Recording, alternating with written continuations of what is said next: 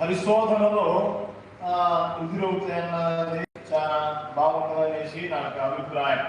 ప్రియమైన దేవునికారా, అబ్రహాముని దేవుడు ఏం చేసినట్టు ఆ దినాలలో పరిశోధించినట్టు ఆ దేవుని లేఖనంలో ఉంటుంది. ఆది కాండము 22వ అధ్యాయంలో మనగా చూసినట్లయితే దేవునికారా, ప్రారంభం నుంచి ఒక్కొక్క వచనాన్ని చదువుకుంటూ మనము ముందుసాగిపోతాం. ఆది కాండము 22వ అధ్యాయము మనం ప్రారంభం నుంచి మనం చూసినట్లయితే చదవండి. ఆ సంగతులు జరిగిన తరువాత దేవుడు అబ్రహామును పరిశోధించెను. చాలు. దేవుడు ఏం చేశాడంటే పరిశోధించాడు. ఎవరిని? అబ్రహాముని పరిశోధించాడు. ఏమని పరిశోధించాడు అన్న దానిని మనం చూసినట్లయితే దేవునికారా, అబ్రహాముకి ఏకైక కుమారుడు ఒకే ఒక్కడు. అని పేరేంటి? ఇస్సాకు. ఏం పేరు? ఇస్సాకు. ఆ మాటకు అర్థం ఏమిటంటే నవ్వు. చెప్పలేండి, ఒకసారి నవ్వండి. హల్లెలూయా. ఆ మాటకు అర్థం ఏంటంటే నవ్వు. అయితే దేవునికారా, ఇస్సాకు జన్మించినప్పుడు అనేకులు సంతోషించారు. అబ్రహాము శారైతే వాళ్ళ ఆనందానికి అవకాశాలు లేవు, హద్దులు లేవు. అయితే ప్రియమైన దేవునికారా, ఇస్సాకు ఎవరి ద్వారా ఏర్పరచబడ్డాడు? దేవుని యొక్క వాగ్దాన పుత్రుడు. ఇస్సాకు అంటే ముందుగా ఒక ఆయన ఉన్నాడు. ఆయన పేరేంటి? ఇస్మాయేలు. ఇతడు దాసి యొక్క కుమారుడు. దాసి పుట్టినవారు వేరు, సొంత భార్య పుట్టిన వారు వేరు. చాలా మంది ఆ సిటీలలో మనం చూసినట్లయితే చాలా మందికి ధనవంతులు ఉంటారు. వారికి అనేక సంవత్సరాలు పిల్లలు నిండపోయి వాళ్ళు ఏం చేస్తారు? అనాథాశ్రమాలలో వెళ్ళి, వృద్ధాశ్రమాలకు వెళ్ళి వాళ్ళు ఏం చేసి దత్తత తీసుకుంటారు. అట్లనే ఆ దినాలలో దేవుడు వారికి వాగ్దానం ఇచ్చాడు. కానీ శారమ్మకి ఏమి లేదు, ఓపిక లేదు, ఎదురు చూసే మనస్తత్వానికి లేదు. దేవుడు కొన్ని సందర్భాలలో కొన్ని వాగ్దానాలు మన పట్ల ఎందుకు ఆలస్యం అవుతాయి, ఎందుకు తొందరగా కొంతమందికి వస్తాయో అంటే వారి యొక్క విశ్వాసం బోర్పు ఎలా ఉన్నది అన్న దానిని దేవుడు పరిశోధిస్తాడు. అబ్రహాముకి అయితే బలమైన విశ్వాసం ఉన్నది. ఏమున్నది? బలమైన విశ్వాసం ఉన్నది. కానీ శారాకు మాత్రం విశ్వాసం అనేది లేదు. ఈ దేవుడు ఎప్పుడో వచ్చి చెప్పాడు, మనకి పిల్లల పట్టులో దయచేసి ఇదిగో నా దర్శన ఆవిడ ఉంది, ఆవిడతో వెళ్ళమని చెప్పినప్పుడు అబ్రహాము ఏం చేస్తాడు? దేవుడి మాటను కూడా వెనక ఆవిడ మాట నాన్నతో పోయినప్పుడు అతనికి ఎవరు జన్మిస్తారంటే ఇస్మాయేలు జన్మిస్తాడు. ఇతడు అడవి గాడిద వంటి స్వభావం గలవాడు. అయితే ఇతని గురించి మనం తర్వాత రోజుల్లో ధ్యానించుకుందాం. అయితే వాగ్దానం చేయబడిన కుమారుడు ఎవరు? ఇస్సాకు. ఈ ఇస్సాకు పాలొచ్చి దినాలలో గొప్ప విందు చేస్తాడు. అతడు పెరిగి పెద్దవాడై తన తల్లిదండ్రుల దగ్గర జీవిస్తున్న ఆ దినాలలో ఒకరోజు అబ్రహాముకి భయంకరమైన పరిశోధన ఎదురైనది. ఏమిటి ఆ శోధన? మనం చూసినట్లయితే దేవునికారా, దేవుడిని యెహోవా అబ్రహాముని దర్శిస్తాడు. దర్శించిన తర్వాత దేవుడిని యెహోవా అబ్రహాముతో మాట్లాడుతున్నట్టు అబ్రహామా అబ్రహామా రే అబ్రహామా అనగానే చిత్తం తండ్రి ఏంటి ఆయన అని అనగానే ఏమైంది? అబ్రహాం, నేను ఒక ప్రదేశానికి చూపించబోతాను. ఆ ప్రదేశం పేరు ఏంటంటే మోరియా ప్రదేశం. ఈ ప్రదేశానికి తీసుకొని వచ్చి నీ కుమారుడైన ఏకైక కుమారుడు ఇస్సాకు నాకు అక్కడ ఏం చేయాలి? దహన బలిగా అక్కడనే అర్పించమని చెప్పాడు. ఎప్పుడైతే మాట అనగానే అబ్రహాముకి ఏం కలిగింది? గుండెలు జల్లున్నాయి.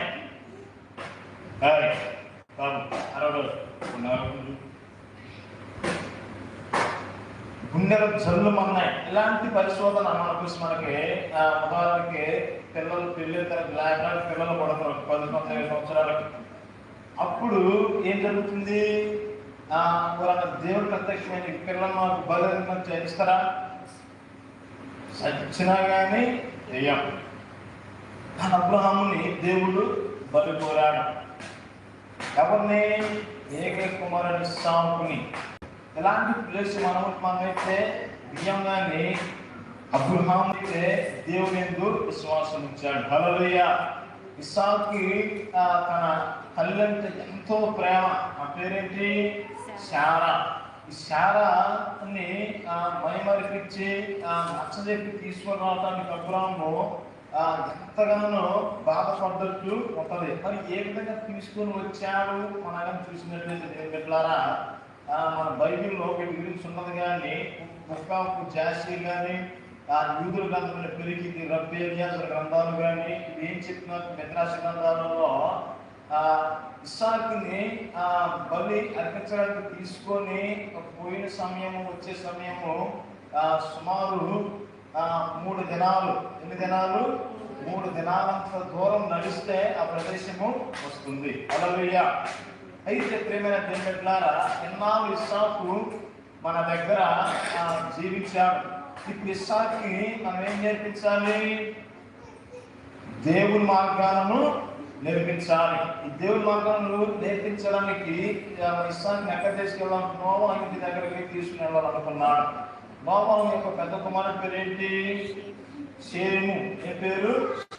షేము దేవుడికి యాజకత్వం వహిస్తుండేవాడు. హల్లెలూయా. ఇతని దగ్గర యాజకత్వం నేర్పించడానికి తీసుకొని ఆ వెళ్ళాలనేసి అన్నప్పుడు ఇస్సాకుని అబ్రాహాము పట్టిన శారా ఎంతగానో దుఃఖించిందంట. ఆవిడ ఎంతగానో కనిపించిందంట. తర్వాత వాళ్ళకి కావాల్సిన మెటీరియల్స్ అంటే తినడానికి తాగడానికి వస్తువులన్నిటిని వాళ్ళకి సాగనింపి ఏడుచుకుంటే ఆవిడ సాగనింపింది. ఎక్కడి నుంచి ఇక్కడికి రావడానికి ఎన్ని దినాలు? 3 దినాలు.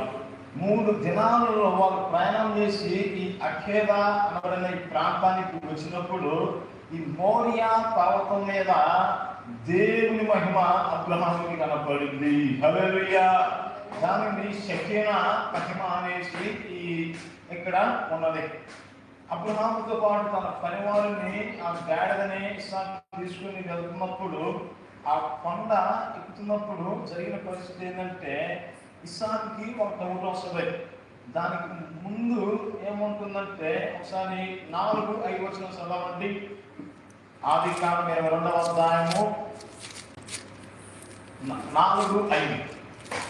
మూడవ నాడు అబ్రహాము కన్నులెత్తి దూరం నుండి ఆ చోటు చూసి తన పనివారితో, మీరు గాడిదతో ఇక్కడనే ఉండిడి, నేను ఈ చిన్నవాడును అక్కడికి వెళ్ళి దేవునికి మొక్కి మరలా మీ యొద్దకు వచ్చేదమని చెప్పి. చాలు చాలు. హల్లెలూయా. చిన్నవాడు నేను దేవునికి మొక్కి మరలా వస్తామని చెప్పిందా? వస్తామని చెప్పిందా? ఏకవచనమా బహువచనమా? బహువచనం అంటే ఏంటి? ఇద్దరికంటే ఎక్కువగా ఉన్నవాళ్ళు వస్తామని అంటారు. వస్తానంటే ఒక్కడనే వస్తాను.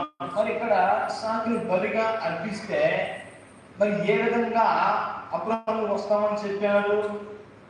అబ్రహాముకున్న విశ్వాసం ఏంటో తెలుసా? బలమైన విశ్వాసం ఏమిటంటే ఇస్సాకు దహన బలిగా అర్పించినా తిరిగి మరలా దేవుడు జీవింపజేస్తాడు. హల్లెలూయా. అలాంటి బలమైన విశ్వాసం ఈ దినాలలో మనకు ఉన్నట్లయితే ఎలాంటి గొప్ప శోధన సరే దేవుడు దాని మీద ఏం చేస్తాడు? చేయాన్ని అనుగ్రహిస్తాడు. హల్లెలూయా.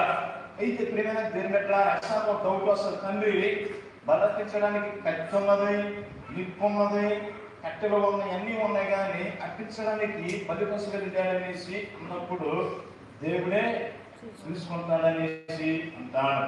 ప్రియమైన దేవుని బిడ్డలారా, కొన్ని గ్రంథాలలో ఏమనుందంటే దేవుని బిడ్డలారా, ఇస్సాకుకి అలా పైకి వెళ్తున్నప్పుడు డౌట్ వచ్చేసింది. ఇంకా బలి పశువు ఎక్కడ కానట్లేదు. ఇంకా అర్పణగా ఎవరో అవ్వబోతున్నారు, నేనే అర్పణగా అవ్వబోతున్నాను అనేసి ఆ కొండ దగ్గర ఏం జరిగింది? కొండ మీద వాళ్ళు రాళ్ళన్నిటినీ పేర్చి ఒక బలిపీఠముగా కట్టారు. ఏం చేశారు? బలిపీఠం కట్టేటప్పుడు ఏం ఉపయోగించకూడదు తెలుసా? శుద్ధి ఉలిని ఉపయోగించకూడదు.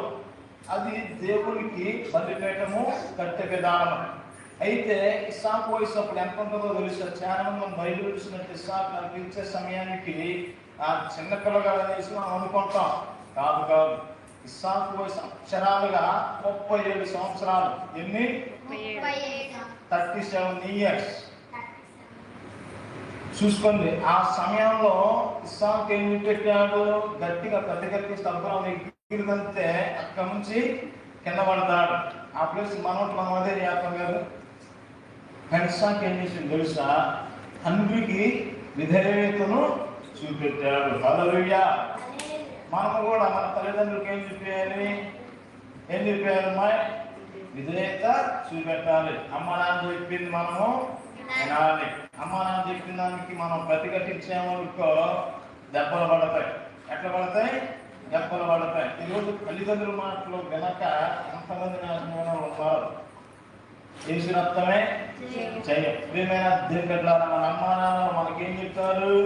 బాగుపడండి, మంచిగా ఉండదని చెప్తారు. నాశనంగా మన ఏ తల్లిదండ్రులు చెప్పడం. అయితే తన తండ్రికి ఇస్సాకు విధేయతను చూపెట్టాడు. ఏమని విధేయత చూపెట్టాడు? తండ్రి ఈ బలిపేట కదా పరున్నప్పుడు నేను కదులుతూనేమనేసి నా చేతులు, అట్లనే ఆ యొక్క కత్తి నరికినప్పుడు నా కన్నులలో భయం వచ్చేదేమనేసి కాళ్ళకి గంటలు కట్టేసి ఈ కాళ్ళ నుంచి ఈ కింద ఊరికి ఏం వేసాడు?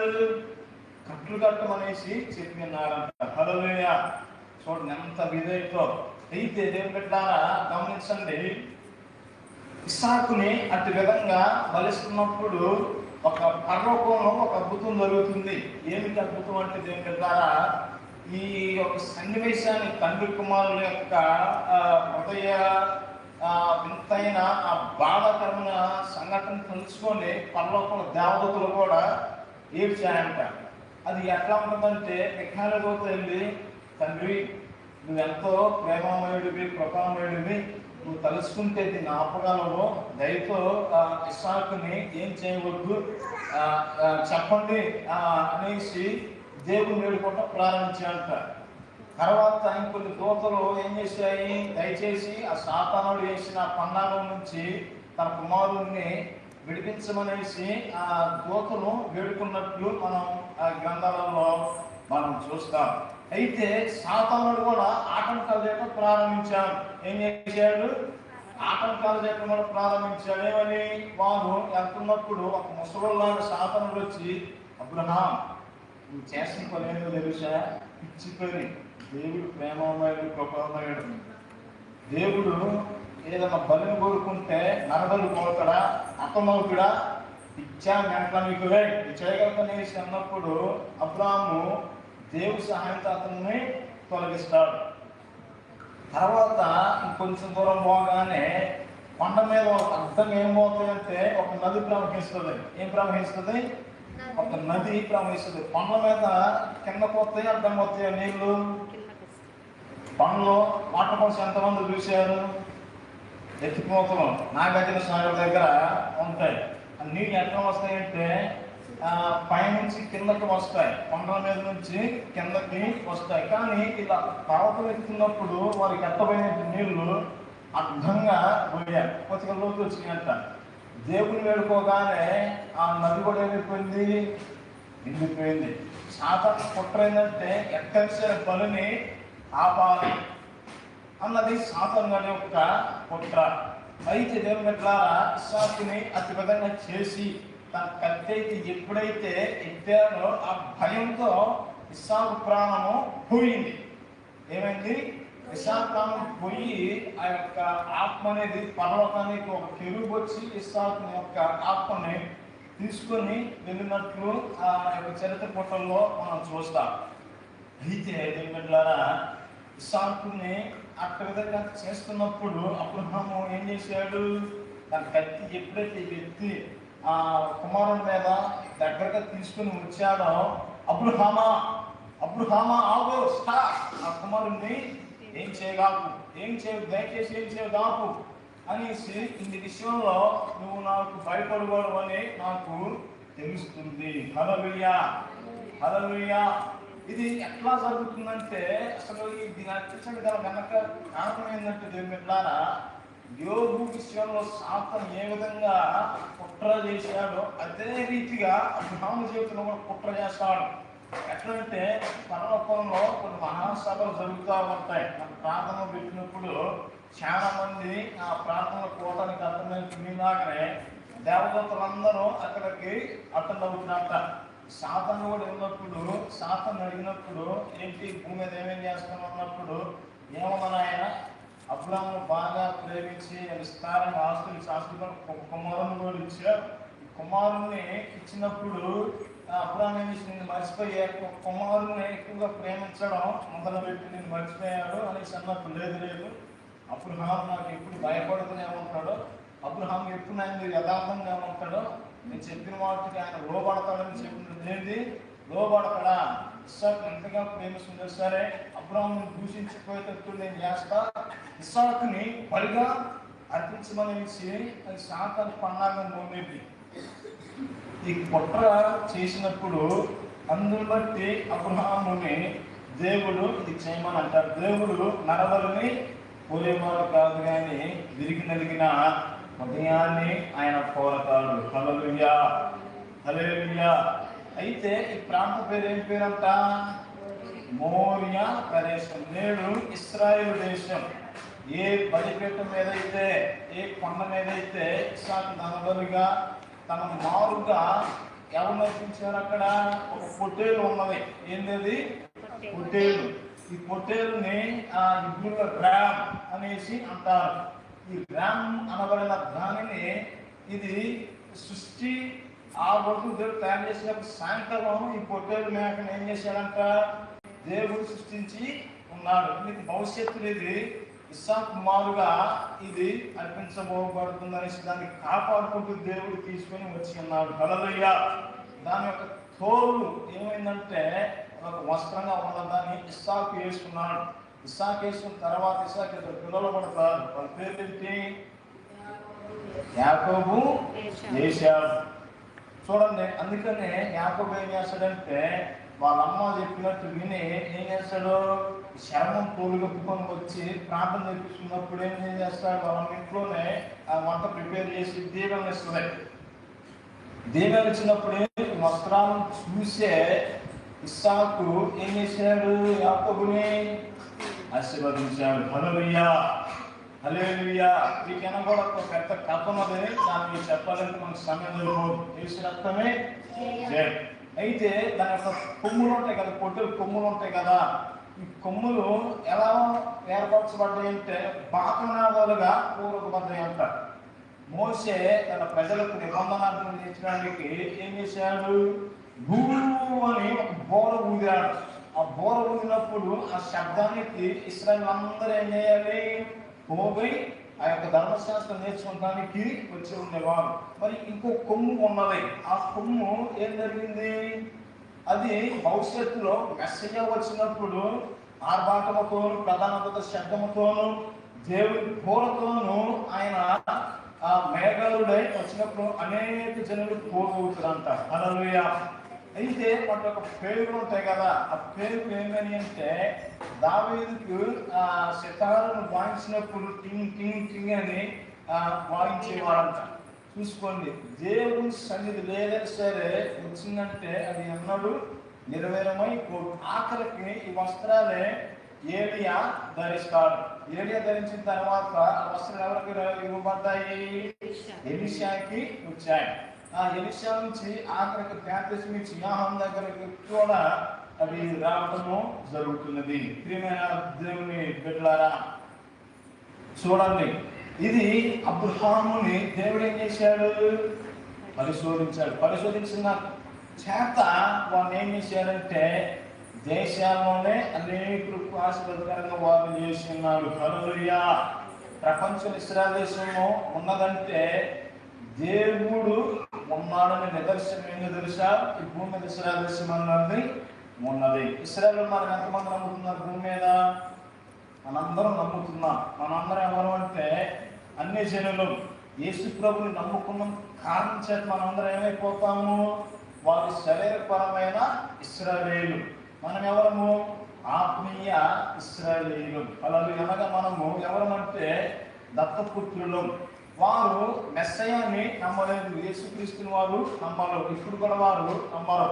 కానీ యేసు ప్రభువే మెస్సయ్యని వారు ఎప్పుడైతే నమ్ముతారో, ఎప్పుడైతే వారు దేవుణ్ణి అంగీకరిస్తారో రాకడ వచ్చేసి. ప్రస్తుతానికి మనం ఏ దినాలలో జీవిస్తున్నామంటే రాకడ దినాలలో మనము జీవిస్తూ ఉన్నాం. అయితే ప్రియమైన దేవుని బిడ్డలారా, మనిషికి ఏమొస్తాయి? శోధనలు వస్తాయి. Life is nothing without temptations and problems. జీవితంలో శోధనలు వస్తాయి. శోధన లేకుండా జీవితం అనేది గడవదు. చూడండి దేని బిడ్డలారా, శోధనలు ఎందుకు వస్తాయి అంటే మనల్ని ఆశీర్వదించడానికి శోధనలు వస్తాయి. కొన్ని సందర్భాలలో శోధన వల్ల మనం వెళ్తున్నప్పుడు దేవుని ఏం చేయాలి? మనము ఘనపరచాలి, స్తుతించాలి. దేవా, నా పట్ల ఈ శోధన అనుభవించని స్తోత్రం. నాకు జ్వరం వచ్చింది, నీకు స్తోత్రం. కళ్ళకు వచ్చింది, దేవా కళ్ళకు వచ్చింది, నీకు స్తోత్రం. ఎట్లా అంటున్నావు? దేవుని నిజంగా స్తుతిస్తారా? అసలు స్తుతించనే స్తుతించి ఏది బతుకు, ఏది నాయన ఈ దరిద్రం అనేసి అంటారు. చూడండి దేని బిడ్డలారా, మనం ఎక్కువగా ప్రార్థన చేస్తే రాబోయే భయంకరమైన పరిస్థితులు ఏమిటో కూడా దేవుడు చూపిస్తూ ఉంటాడు. నా జీవితం జరిగిన దానికి చెప్పేసి నేను ముగిస్తానండి. హల్లెలూయా. మా గ్లోరీ కూర్చో, అరవకు, వేసినట్టునే చేయం. కరోనాకు ముందు ఒక కళ వచ్చిందండి. కరోనాకు ముందు ఒక కళ వచ్చింది. అదేంటి అంటే సముద్రం ఒడ్డున నేను ఉన్నాను. ఒక పెద్ద రాక్షసి నిలబడి ఉన్నది. సముద్రం ఎంతమంది చూశారు? చేయత్తాన్ని. సముద్రాలు చూశారు. Very good. సముద్రము దగ్గర ఉన్నప్పుడు ఏం జరుగుతుందంటే ఒక పెద్ద రాక్షసి ఉన్నది. ఈ రాక్షసి ఏం చేసిందంటే వంగి ఇప్పుడు ఏం చేస్తుందంటే ఇసుక తీసుకున్నది. ఏం తీసుకుంది? ఇసుక.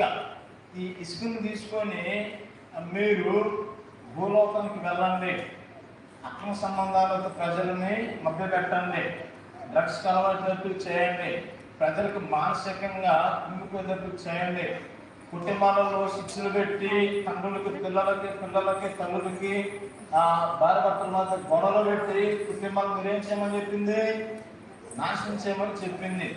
కొన్ని దెయ్యాలకు అదేం చెప్పిందంటే మీరు వెళ్ళి ప్రజలకి అనారోగ్యాలు కలగజేయండి, వారిని నాశనం తీసుకురండి, చాలా మంది పాపం పెట్టి నరకానికి వీడ్చుకురండి. అదేం చేసింది? మిమ్మల్ని పంపిస్తానని ముసుకనే అట్లా విసిరింది.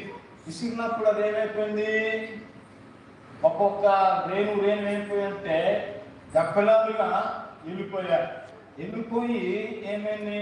భూమి మీదకి వచ్చినట్టు చూశాను. ఆ తర్వాత మహాతులైన కరోనా మన ముందు నుండి వెళ్తాం మనం చూశాం. ప్రియమైన దేవుని బిడ్డలారా, ఈరోజు మనం అందరము ఎందుకని ఇలాంటి భయంకరమైన సిచ్యువేషన్ ఉంటున్నాం అంటే శోధనకు మనము లోనవుతున్నాం. ఈ శోధన నుంచి విడిపించబడాలంటే, ఈ అపవిత్రత విడిపించబడాలంటే మనం ఏం చేయాలి? ప్రార్థన చేయాలి. ప్రార్థన చేయటం మన వంతు, కార్యం చేయటం ఆయన వంతు. హల్లెలూయా. ఇది ఎప్పుడైతే ప్రార్థన చేస్తారో ప్రతి విధమైన శోధన నుండి దేవుని విడిపిస్తారు. అటు కృపధన్యత దేవుడు మీ అందరికీ అనుగ్రహించును గాక. ఆమేన్, ఆమేన్, ఆమేన్. హల్లెలూయా. ఈ సమయంలో మనం ప్రార్థన చేసుకుందాం. పరిశుద్ధుడైన తండ్రి, ఈ ఘనమైన నామానికి స్తోత్రం. అబ్రహాం, ఇస్సాకు, యాకోబుల దేవా, మా ప్రభువునందుకు వందనాలు, కృతజ్ఞతలు తండ్రి. అనేక అద్భుతమైన వాటి సందేశాలు మాతో మాట్లాడినందుకు వందనాలు. ఈ బిడ్డలందరూ మీరు దీవించండి.